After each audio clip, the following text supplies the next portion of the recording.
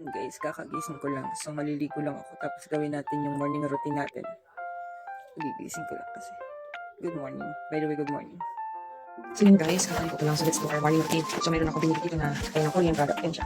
At may pre-novel na siyang kanto. So ito, complete set na siya. This is my morning routine. So let's do it. Sige. Ang naman ko is may toner ko. This is toner. And glow stick if you want to go out. And this one is Icy Glow Sun Mist ito. Tapos ito yung tone up sunscreen yung ginagamit ko ngayon. And then ito yung sabon, ginamit ko siya pang paliko. Actually hindi ko siya ginagamit yung para sa mukha lang kasi once na gumamit ka sa akin ng sabon gusto ko buong katawan yung ginagamitan ko ng sabon. So let's nagamit ko na siya and by the way, ganito siya. Pag binili siya, meron na siyang kasama na ganito. So ganyan na siya. At ang bango niya tsaka napakakinis niya sa balat. Yan, ganito. Ito binili ko tatlong set. Tatlong soap size ang box. So wait, so let's do yung ating gamitin natin itong ating toner na Glow Zero. May AHA and DHA siya, double essence toner na siya. Cleansing from Korea. So let's do. At hindi lang siya basta toner kasi yung ano niya, yung pagka ano niya is smooth. Meron kasi ako dito mga ganyan. Saan natin siya? At ang ganda ng guys na ilagay. Nawala yung sa kuhi ko. Wala tuloy ako. Tapos ganyan siya sa katawan siya. Buo. Tapos ang ganda niya na ang ganda niya sa balatas. So yan. Tapos yung dyan sa ganda. Done. And the next is, wala pa akong serum. Kasi hindi pa naman natin yung order ko ng serum. So dito muna. Ito yung kanyang sunblock or sunscreen. Para sa mukha. So let's put our sunscreen. Sunscreen ako, hindi na ako magamit ng iba. After nang pinari sa sunscreen ako. Pag meron akong serum, sunscreen, serum, tapos sakay. Ayan siya, konti lang daw, gawin natin. Kasi sabi niya, konti lang siya. So, lagay din tayo sa leeg. Para pantay yung ating skin dito sa leeg. And then, yan na. O diba, maano siya, maputi siya at mayroon siyang, nag-iwan siya ng cars na white.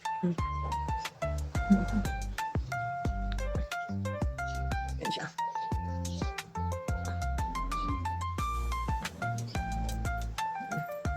Tignan natin mga wingkas ba. Yan siya. O diba.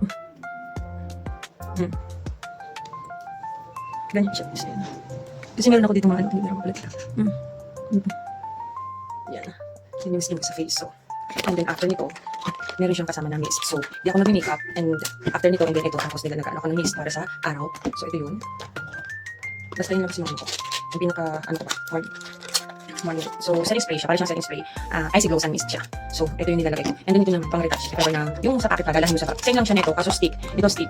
Invisible Sun Stick. So, pag ganyan, minsan gamitan ko rin siya. Ganyan siya, guys. And meron siya nito pantakip dito. Yan. And hindi siya, light lang siya sa skin. Hindi siya maanong dalhin sa skin. Ganyan lang siya. Ganyan mo lang. Ayan. Ganyan mo lang siya sa skin. And after that, it's finished na. So, it's good. Tsaka yung yung mga product niya is from Korea. Digit siya na from Korea. And napaka-light niya sa skin. And glowing din siya. See? It's glowing. Chok. So, this one, we need to use this one for a setting spray. Ang bango niya, guys. Ang bango niya. As in, ang bango niya. Tsaka malamig siya. Tama yung nakalagay dito na icy glow. So, malamig siya sa skin. See? May mga pikas ako dito. Dito siya. So, yun na. Okay, we're done. So, we need to get dressed na. And I'm finished. So, this is my morning routine. And when I use every morning, see, this is the all product that I use. For all the Korean product. This one. And another one is for the glow stick. Compact lang siya. Pwede mo siya dalhin kapag lalabas ka. So, nalabas mo mag-retouch. After how many hours, you can use this one. Yan. And ang light lang niya. Ang light lang na ano niya sa skin. Hindi siya mabigat sa mukha. May mga ganun kasi dito. So, this one.